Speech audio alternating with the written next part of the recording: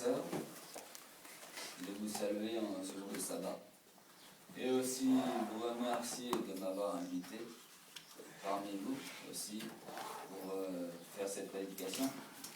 Et je vais juste vous demander de faire une courte prière avant de commencer. Oui, Père Céleste, Dieu d'Abraham, d'Isaac et de Jacob, je te rends grâce, je te bénis et je te loue.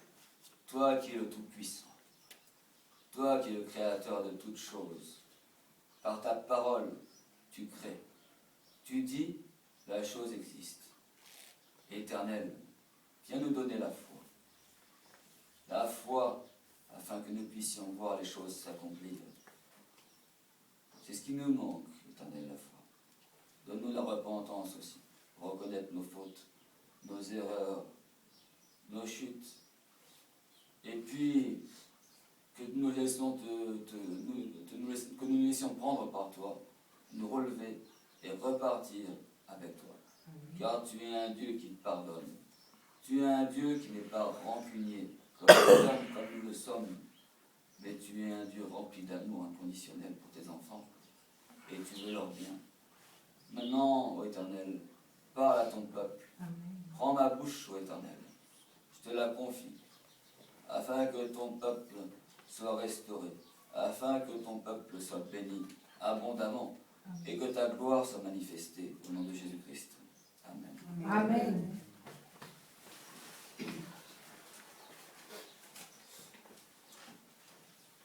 Alors aujourd'hui, frères et sœurs, je vais vous parler du bois. Vous allez me dire quel est le rapport avec Jésus-Christ, le bois. À quoi ça vous fait penser le bois?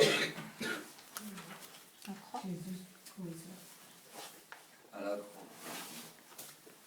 Le bois, la croix, en fin de compte, a différents termes, différentes façons. Ça peut s'appeler verge, parfois. On a vu la verge d'Aaron, la verge de Moïse. On peut aussi poutre, ça peut être aussi un bois. Une planche dans le sanctuaire. Le bateau, Noé, le bois. Et aussi, qu'est-ce qu'on peut faire avec le bois?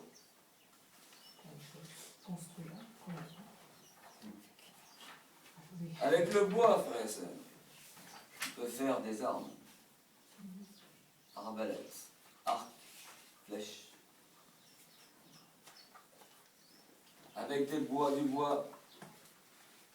on peut aussi être sauvé de la catastrophe. Tu as parlé de Noé tout à l'heure. Grâce à ce bois, à ce bateau, cette arche, Noé et sa famille ont été sauvés de la destruction. Et non pas bien. Encore une fois, un autre exemple où le bois a été aussi déterminant pour le salut d'Israël. Moïse.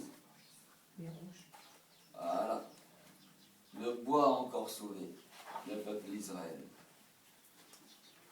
Avec le bois, frères et sœurs, on a la lumière. Comment ça? On peut faire un feu. Mais, oui c'est vrai, le feu, avec le bois, on peut aussi faire la cuisine, manger. Sans feu, on ne peut pas faire manger. Mais avec le bois, on peut s'éclairer aussi. Et nous, à La Réunion, vous savez qu'on utilise le charbon de bois pour faire de l'électricité. Et que sans le bois, on ne pourrait rien faire non plus. Il n'y aurait que la bagasse, c'est tout.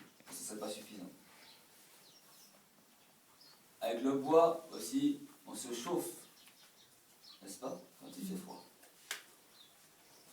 Avec le bois, pas de papier, pas de Bible, puisque c'est avec le bois qu'on fait le papier. Et avec le bois, aussi, on a du parfum. Vous savez qu'il de la gomme arabique, et l'encens aussi est pris d'un arbre, et des arbustes, de l'écorce, qui sont des parfums odoriférants, et qui étaient aussi pour le service du sanctuaire. Et avec le bois, on fait quoi encore? Elle a dit, vas-y, dis. Des maisons. Ouais, des maisons. C'est vrai. On peut avoir une maison, regardez. Là, c'est fait en bois, encore une fois. On est protégé de la pluie, du vent, pas de la neige ici. Enfin, là-bas en France, c'est la neige aussi. Et c'est vrai qu'on fait aussi une maison. Je l'ai marqué en plus. Et on fait quoi encore avec du bois? On fait de la musique, non? Les instruments. Il y a beaucoup d'instruments qui sont faits en bois. Les flûtes, les guitares, le violon, les harpes. Ne vous inquiétez pas, je ne vais pas passer mon temps à ça. On va revenir aussi à la Bible. Ne vous inquiétez pas, mais il y a des rapports, il y a des rapports. Et ensuite, sous un bois, on peut faire quoi? On peut se reposer à l'ombre d'un arbre. Non? Vous avez jamais fait une sieste sous un arbre?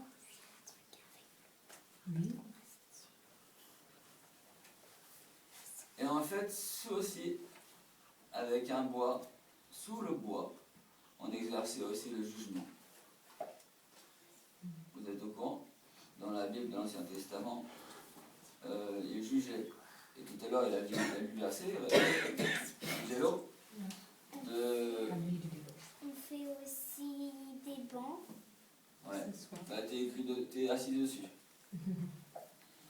Donc grâce au bois, grâce à la croix du calvaire et de Jésus, tu peux t'asseoir sur ton banc. Non?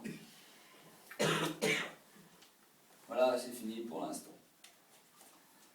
Ensuite, la lettre A en hébreu, vous savez ce qu'elle veut dire?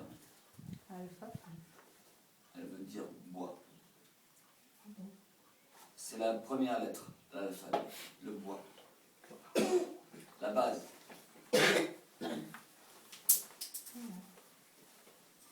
Alors maintenant, est-ce que vous pouvez prendre Hébreu chapitre 11, au verset 21.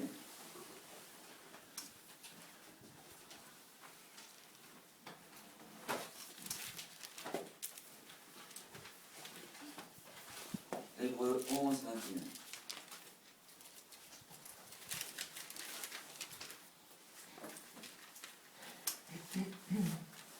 C'est par la foi que Jacob, mourant, bénit chacun des fils de Joseph et qu'il adora. Sur quoi? Appuyé sur l'extrémité de son bâton. Le bois, encore du bois. Et frères et sœurs, Jacob, là, il s'appuyait en fin de compte sur la croix du calvaire de Jésus-Christ. Il représente la croix. Le moindre bois que vous voyez dans la Bible, c'est un rapport souvent avec la croix. Hein? Là, vous voyez, Jacob, mourant, il bénit, appuyé sur ce bois. Et est-ce que nous nous appuyons aussi sur le bois du Seigneur? Est-ce que nous comptons vraiment sur le bois du Seigneur pour nous délivrer de tous nos problèmes, de tous nos ennuis, de tout ce qui nous arrive tous les jours? Est-ce que nous comptons vraiment sur ce bois où Jésus a été cloué, crucifié,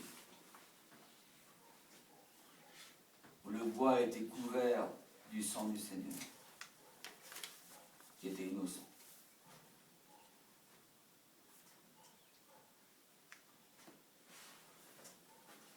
Elle peut nous soutenir dans les mauvais moments, la croix. Et elle peut nous encourager aussi dans les bons moments. Les frères et sœurs, quels que soient les problèmes que vous ayez, faites comme Jacob et et faisons comme Jacob. Appuyons-nous sur l'extrémité de ce bateau. Et vous verrez, la vie va être transformée.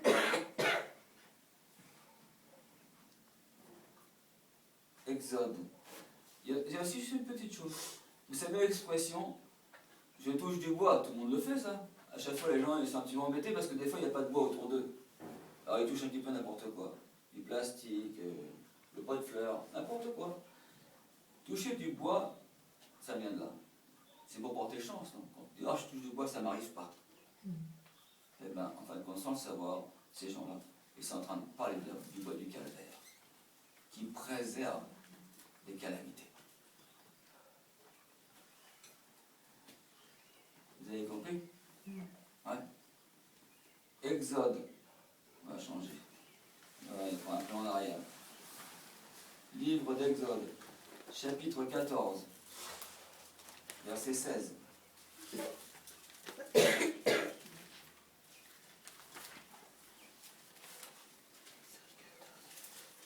Exode 14, verset 16.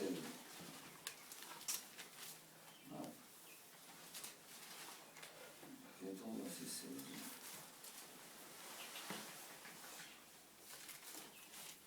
Il est écrit, toi, lève ta verge, étends ta main sur la mer, et fends-la. Les enfants d'Israël entreront au milieu de la mer à sec. Et vous savez, cette mer, la mer représente quoi? Représente les peuples.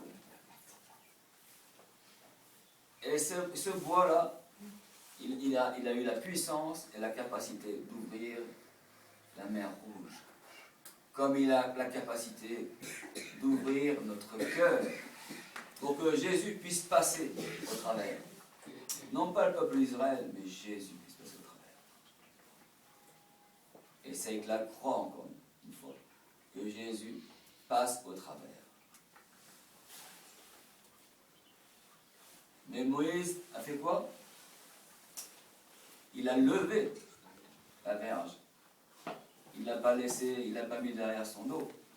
Il ne l'a pas laissé par terre. Il l'a brandi comme ça.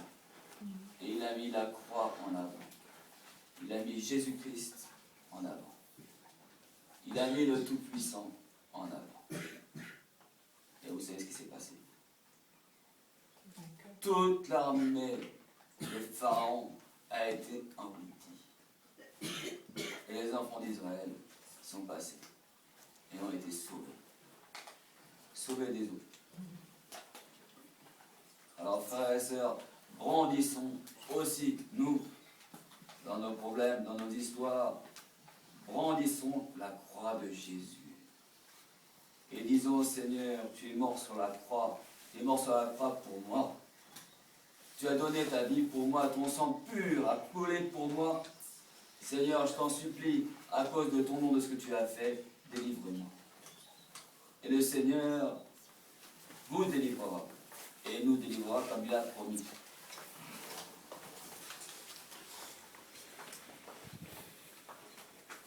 En passant, la mer Rouge, ça vous évoque quoi aussi? Mer Rouge. Le sang en Égypte. Le sang de qui? De Jésus. C'est pas par hasard, vous savez, que la mer Rouge soit appelée mer Rouge et que les enfants d'Israël soient passés au travers de cette mer Rouge. Il symbolisait aussi, quelque part, le sang du Christ. Et il semblerait que ce soit une algue microscopique qui donne cette couleur rougeâtre à la mer. Et ça, c'est Dieu qui dirige toutes choses. C'est lui le créateur de toutes choses. Mais la croix est notre force. Alors maintenant, on va aller dans Genèse chapitre 7. Puisque tu parlais de Noé tout à l'heure. Hein? Tu as déjà prophétisé. Tu disais à l'avance ce qui allait être dit. Noé veut dire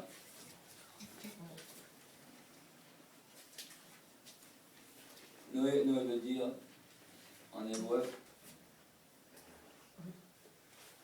heureux. Bon. Noé veut dire heureux. Alors, l'arche, comme on a dit tout à l'heure, elle a été faite de planches, de bois. Bois de l'arche. Je parle de Noé. Le gopher. De gopher. Ouais. Maintenant, c'est pas trop clair au sujet du bois de gopher. Ils savent pas trop ce que c'est exactement comme bois. Mais peu importe. Et pour pas que l'eau pénètre dans cette arche, il a mis du goudron. Du goudron. De poids goudron. Ouais. Pour qu'il n'y ait rien, pas d'infiltration. Pour que le péché ne rentre pas au travers les interstices des planches. Tout était, c'est bien un joint parfait. Et il n'y avait pas une goutte d'eau qui pénétrait à l'intérieur de l'arche. Et les animaux, Noé et sa famille, ont été sauvés aussi et ont été secs. Sauvés du déluge. Les hommes étaient devenus fous. Comme un peu maintenant, non? On n'est pas aussi un petit peu comme au moment du déluge, non? Peut-être pire encore, on va dire. Parce que l'homme, il est arrivé déjà. Et tu vois, le repos,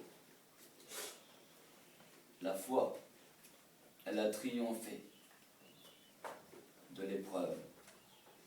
Elle a triomphé de ce déluge. Vous comprenez? C'est la foi et le repos qui ont triomphé. Et le repos, c'est qui? Ouais.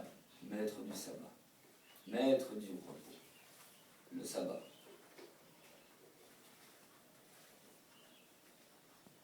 Et l'arche, quand elle est montée comme ça avec les eaux, vous savez ce que ça symbolisait?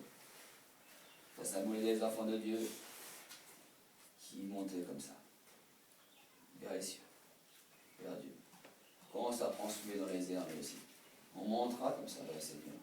Et bien l'arche de Noé, c'est pareil avec la pluie, avec l'eau. Elle montait, elle montait, elle montait, elle montait, elle montait, elle montait. Vers les cieux.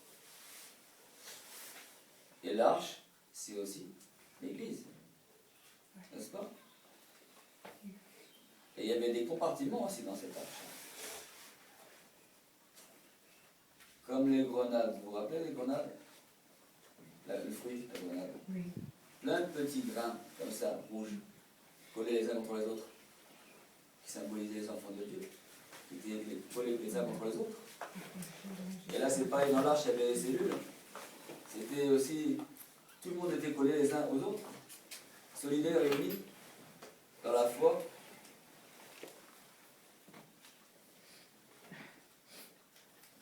Et les animaux aussi n'ont pas été oubliés. Vous vous rendez compte? Il y a des hommes qui ont péri et des animaux qui ont survécu.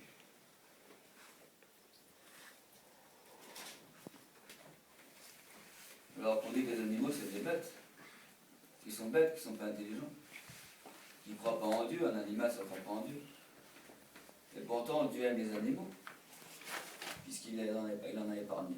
Et il les a créés. Il les a créés pour nous, les animaux, en plus.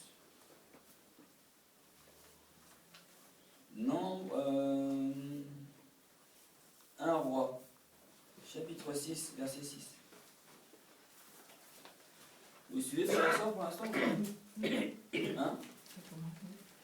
Toi, Nadège, toi, oui, je sais. Mais c'est les autres, si ça va. Tout le monde arrive à suivre. C'est pas clair, pour vous demander de répéter des explications.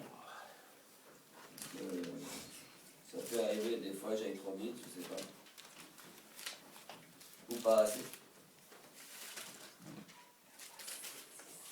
1 Roi chapitre 6, verset 6. Oh, vous avez entendu parler de ce verset, c'est pas ça là. Tous, plus ou moins, je pense. Attends, 1 Roi 6, verset 6, verset 6, 1 Roi 6. 1 Roi 6, 6.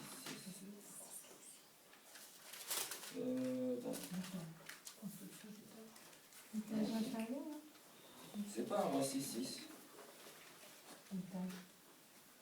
2 rois, peut-être 6, 6. Je suis en train de voir. Ouais, excusez-moi. 2 rois, 6,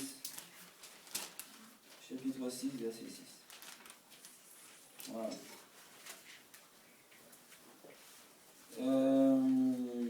On va commencer à partir du verset. C'est les fils des prophètes. Hein, qui disent à Élisée qu'ils vont prendre une poutre pour y faire un lieu d'habitation. Et là, ils vont prendre quoi? Poutre. Une poutre. Au verset 2. Ils prennent une poutre pour donner une habitation. Comme a dit la petite, une maison. C'est vrai. Il faut des poutres. C'est la croix encore qui nous permet aussi de demeurer dans une maison bien confortablement installée, à l'abri de toutes les avaries. Et ils coupèrent du bois, au verset 4. Hein? Et l'un d'eux abattait une poutre, le fer tomba dans l'eau, s'écria à mon Seigneur, il était emprunté. Ensuite, au verset 6,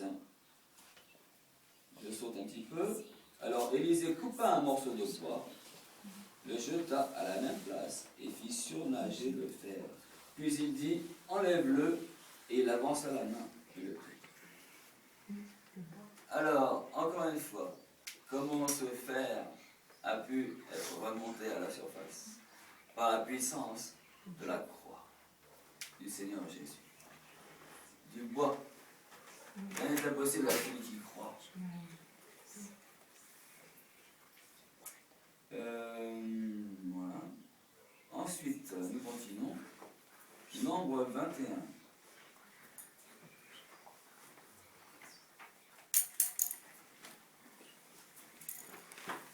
Et vous voyez, nous, on est un petit peu comme ce fer aussi, parfois, tombé dans l'eau, accidentellement.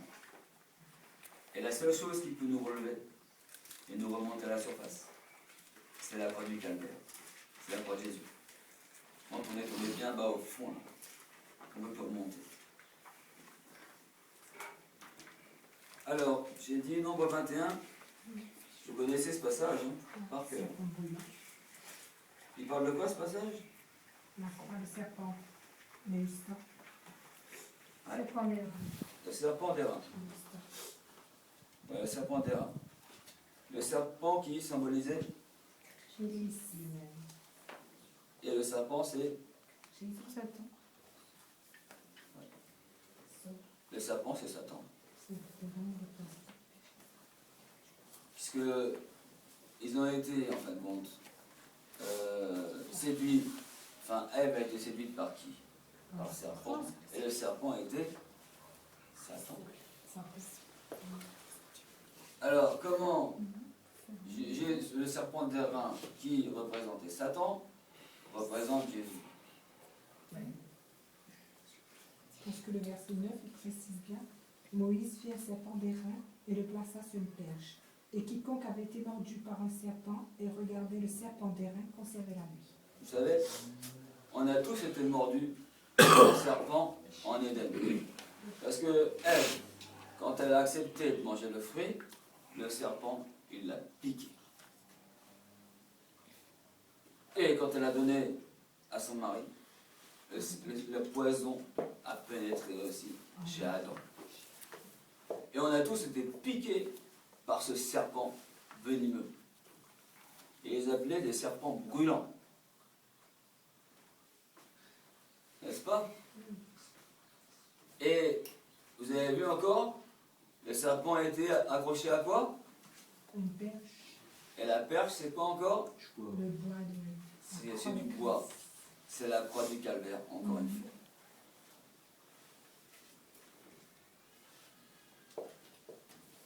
Il fallait qu'il fixe Regarde. le serpent. Est-ce que nous fixons Jésus, nous, en permanence?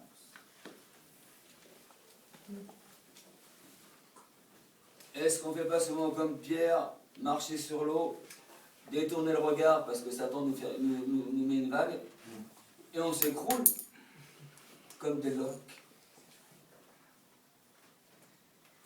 Et de nouveau, on regarde à la croix. Jésus nous relève dans son amour, dans sa miséricorde et sa compassion. Toujours. Il les a pas laissés mourir, les enfants d'Israël. Pourtant, ils méritaient de mourir. Mais Dieu leur a donné un remède pour pas qu'ils meurent. Je ne sais pas s'il n'y en a pas un ou deux qui n'ont pas regardé le serpent et qui sont morts. Mais je vais vous dire une chose, frères et sœurs. Le serpent d'airain, vous savez ce qui s'est passé après? Il a été idolâtré par Israël. C'est devenu une idole, ce serpent. Vous voyez comment on est?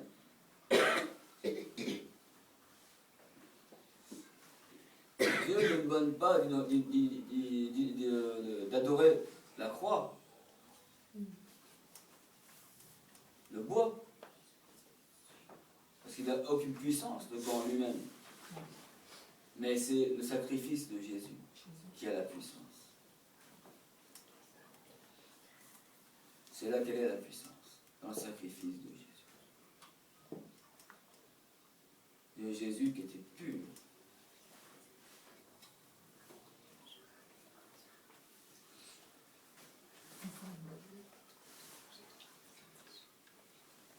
Voilà, Jésus il a accepté de devenir donc le serpent.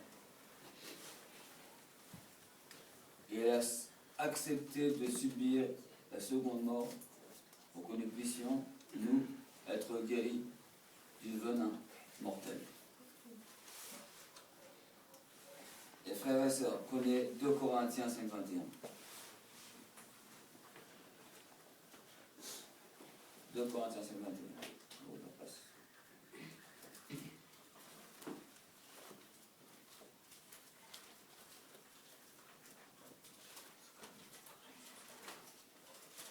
Vous l'avez? Celui. Excusez, je vais Corinthiens 51, là. 2 Corinthiens 5, 21. 5.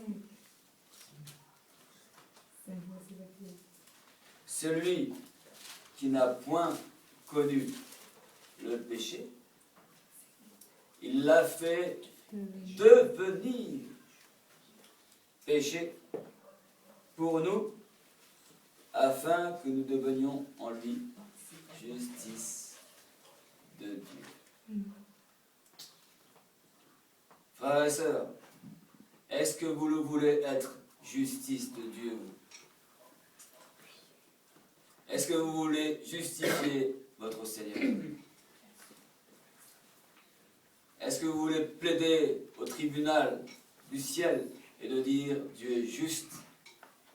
En Dieu n'a point de péché, à lui n'est point la faute, mais c'est à nous, Seigneur, que la faute. Pas à toi. Toi, tu es pur et sans tache. Tu n'as rien fait de mal. Nous t'avons crucifié, nous t'avons mis sur un bois et nous t'avons tué. Et dans un autre texte, il a été dit aussi, il a été fait malédiction, il est devenu malédiction. Malédiction. 1 Samuel, chapitre 14, verset 27.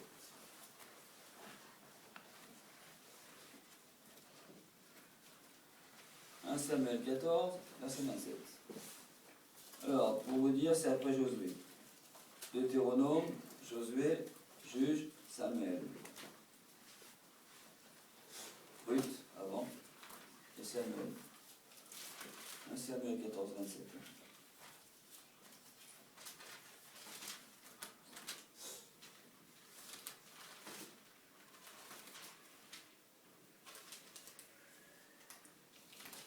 C'est bon? Jonathan ignorait le serment que son père avait fait faire au peuple. Il avance le bout du bâton. Encore un bâton. encore la verge qu'il avait à la main, le plongea dans un rayon de miel et ramena la main à la bouche, et ses yeux furent éclaircis. Déjà là, Jésus, dans l'Ancien Testament, il a guéri un aveugle avec la croix du calvaire et le miel qui représente les douces paroles du Seigneur et de son amour, le pays où coule le lait et le miel. Et c'est le bâton, c'est encore la croix qui a pu guérir cet homme de la cécité. Et vous savez, j'ai entendu une fois aussi, c'était un documentaire, et il y a des personnes qui guérissent des affections des yeux avec du miel. Voilà. Donc, vous voyez, ils n'ont rien inventé.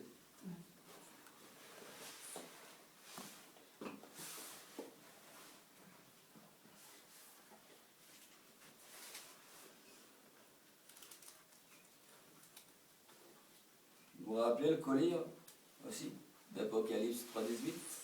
Le Seigneur dit que nous sommes malheureux, misérables, pauvres, aveugles et nus. Aveugles, nous aussi. Nous aussi, nous avons besoin que ce bâton, que cette croix touche nos yeux, que ce collier nous soit donné pour que nous puissions voir la gloire de Dieu, voir l'amour de Dieu, voir sa bonté. Si nous faisons partie de ces aveugles, de ces misérables, de ces malheureux, de ces pauvres, eh bien, il y a une bonne nouvelle pour nous. C'est que Dieu a pourvu à tout cela. Il a donné aussi l'or éprouvé par le feu, et la foi. Il a donné une belle tunique blanche, un beau vêtement blanc qui représente son caractère pur et parfait. Si tu dis que tu es pas nu, est-ce que tu vas accepter la tunique du Seigneur? Tu vas lui dire non. Tu lui dis, je suis déjà habillé. Est-ce que tu crois que tu vois alors que tu es aveugle? Tu vas accepter de porter d'avoir un collier pour que tu puisses voir? Non, tu vas dire non, c'est pas la peine, je n'ai pas besoin. Frères et sœurs, nous sommes dans le besoin. Nous sommes vraiment dans le besoin. Et que le Seigneur vraiment nous fasse prendre conscience que nous sommes dans le besoin et que nous avons besoin, que nous avons faim et soif de justice. Le psalmiste l'a dit combien de fois? Faim et soif de justice. Faim et soif de manger la manne que le Seigneur nous a donnée aussi. Faim et soif de goûter à ce miel qui est la parole de Dieu. Ah ouais. Elle passe dans la gorge. Elle va partout. Elle adoucit. C'est bon, hein, le miel. Hein? Le miel qui sort de haut. Du bois, encore une fois, parce que ça sort de la fleur qui est portée par l'arbre. J'ai oublié de dire aussi, l'arbre il sert à manger aussi. Parce que combien de fois on a mangé des pommes, des papayes, hein, de tout, qui poussaient sur quoi? Sur les arbres. Sur les arbres.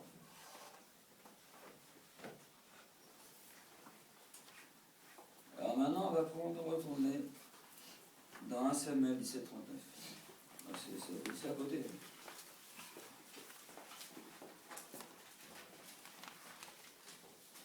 « 17, 39.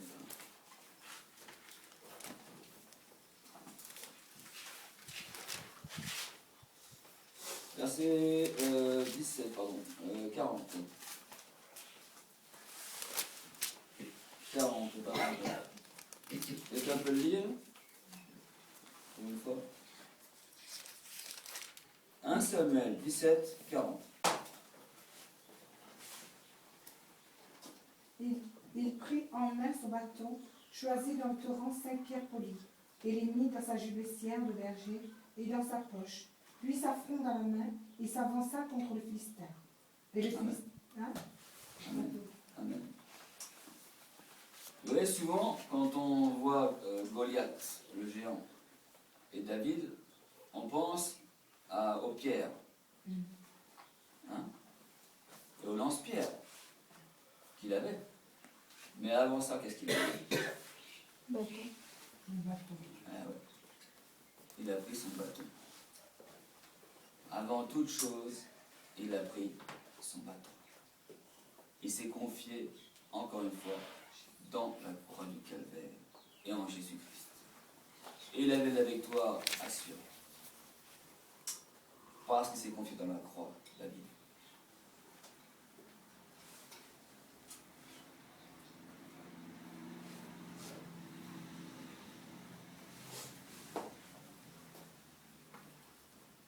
Et vous avez vu comment il a été terrassé, Goliath. Hein? Et à la croix de Golgotha, qui veut dire Golgotha, ça veut dire. Non. Est-ce que quelqu'un sait ce que ça veut dire, le Golgotha? Ben, vous le savez, vous l'avez déjà vu, mais je vous rappelle. Ça veut dire le lieu du crâne. Et vous savez pourquoi Jésus, il a été crucifié à ce lieu du crâne? Parce qu'il avait fait une promesse dans la Genèse. Tu baisseras le talon, mais tu lui écraseras la tête. La tête, c'est quoi? C'est un crâne. Donc, à la croix du Calvaire, le serpent, il a été écrasé au lieu du crâne. Vaincu. Définitivement et éternellement vaincu. La victoire totale a été acquise à lui.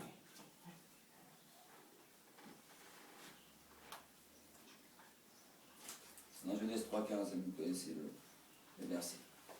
Il écrasera la tête. Exode chapitre 15, 25. Voilà.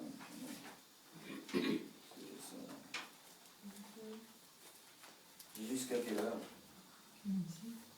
Midi? Midi et de là? Oui. De là? Ouais, Au midi de là? Non, Hein? Du tien. Du tien. Du mien? Du mien? Il me reste 7 minutes alors. Voilà. Perfection. Ouais. Hein? Toi tu rigoles. J'en suis au... Ouais. Je dois me dépêcher.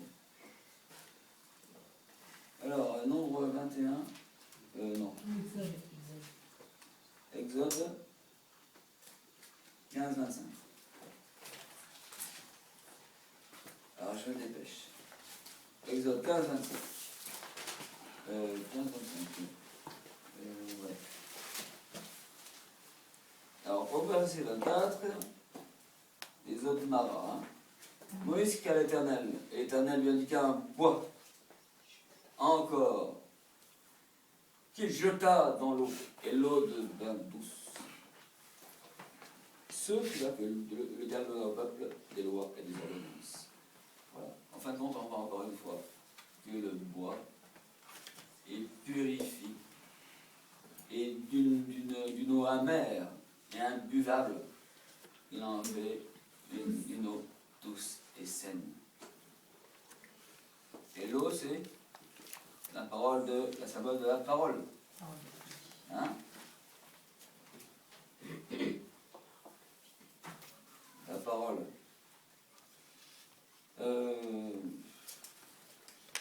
Alors, j'ai dit, je ne vais pas vous dire d'aller dans les versets. Dans Jonas, vous vous rappelez ce qui s'est passé?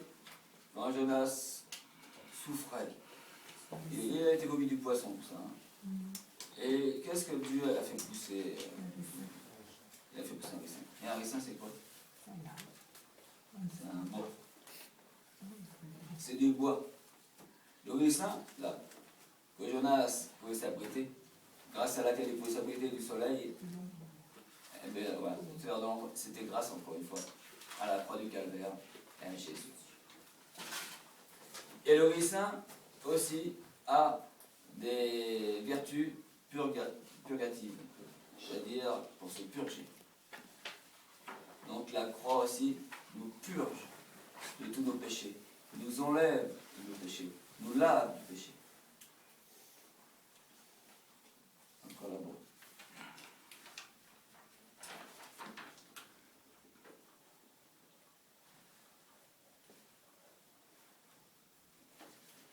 Hébreux. Dans les Hébreux, chapitre 9, verset 4.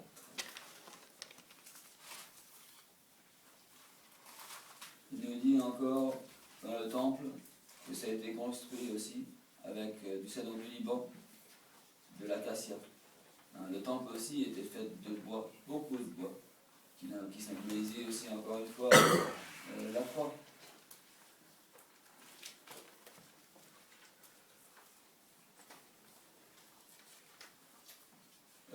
Exode 12, 23. Il disait d'asperger de sang la Pâque, les poteaux. N'est-ce pas? Ça symbolisait en fin de compte le sang qui coulait sur le bois du calvaire de Jésus-Christ.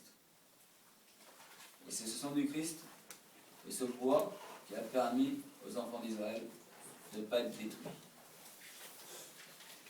Psaume 51, verset 9. Il dit, purifie-moi avec. Et les hommes, c'est un arbre. Du bois qui purifie. La croix.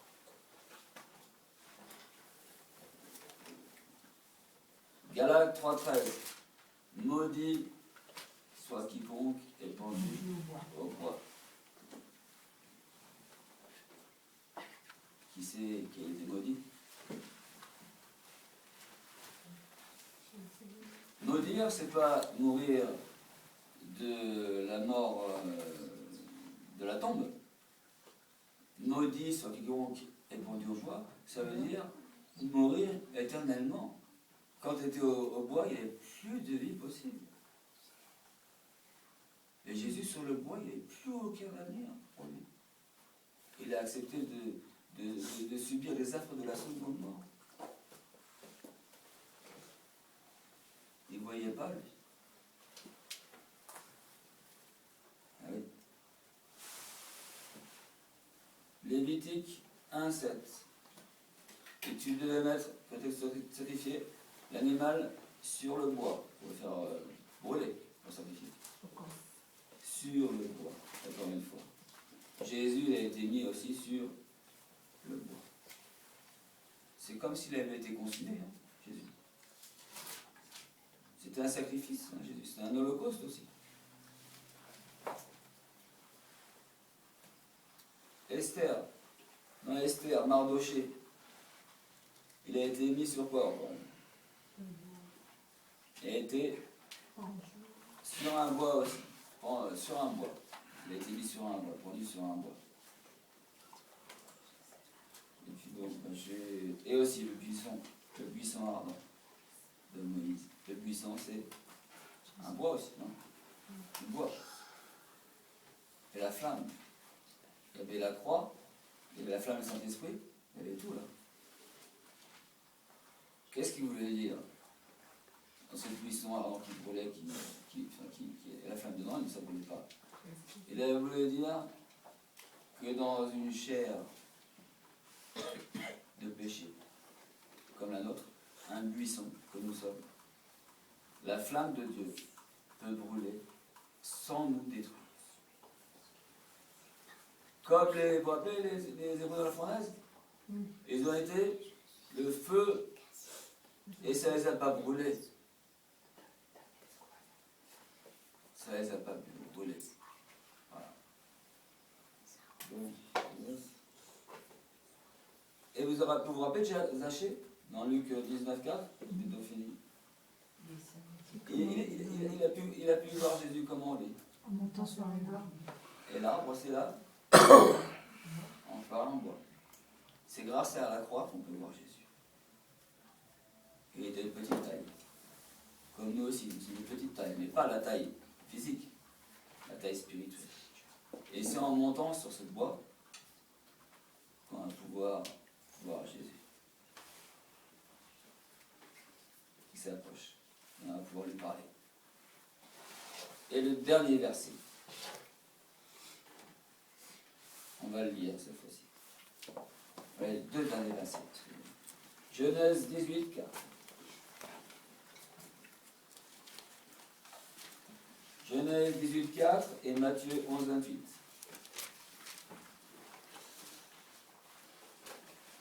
Et il est midi 1. 18, 4.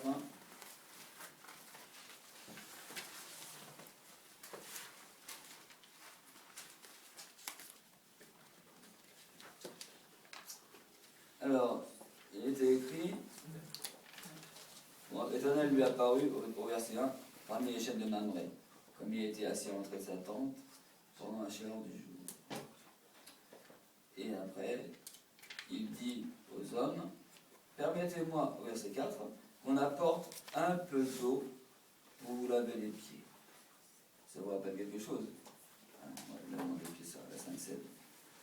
Et il dit, reposez-vous sous cet arbre. Ça veut dire qu'à la croix, on peut y trouver le repos. Ouais, ça. À la croix, il y a le repos. Le véritable repos. Le repos de la foi.